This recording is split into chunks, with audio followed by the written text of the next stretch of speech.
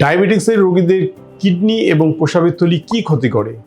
যদি আপনাদের ডায়াবেটিস থাকে কারো, যদি আনকন্ট্রোল থাকে, কন্ট্রোল করেন না, অথবা এই ডায়াবেটিস রোগটাকে আপনারা খুব বেশি প্রাধান্য দেন না, তাদের কিন্তু মারাত্মক ক্ষতি হয়ে যেতে পারে।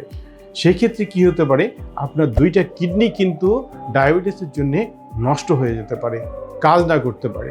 তখন আপনার কিন্তু অনেক বিপদ। কিডনি যদি আমাদের কাজ না করতে পারে, এটা কিন্তু খুব ধীরে ধীরে ডায়াবেটিস কিন্তু দুটো কিডনি নষ্ট করে দেয়। যদি নষ্ট করে দেয় তখন তার কিডনির পয়েন্টটা বাড়তে থাকে, তখন আপনাকে ডায়ালাইসিস করতে হতে পারে। এটা মেন কারণ যে কিডনি ফেলোরের যে ডায়াবেটিস। এই জন্যে ডায়াবেটিস রোগ অবশ্যই নিয়ন্ত্রণ করতে পারেন। আর কি ক্ষতি করতে পারে, সবচেয়ে মেজর আর একটা প্রবলেম করতে পারে যে পেশাবের থলিটা। সাধারণত পেশাবের থলিটা আমাদের একটা বেলুনের মতন, এইটা কি করে পাম্প করে আমাদের প্রস্রাবটা বের করে দেয়।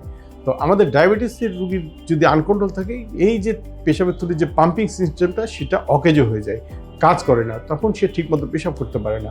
অতএব এই ক্ষেত্রে অবশ্যই আমাদের ডায়াবেটিস কন্ট্রোল করা হবে। ধন্যবাদ।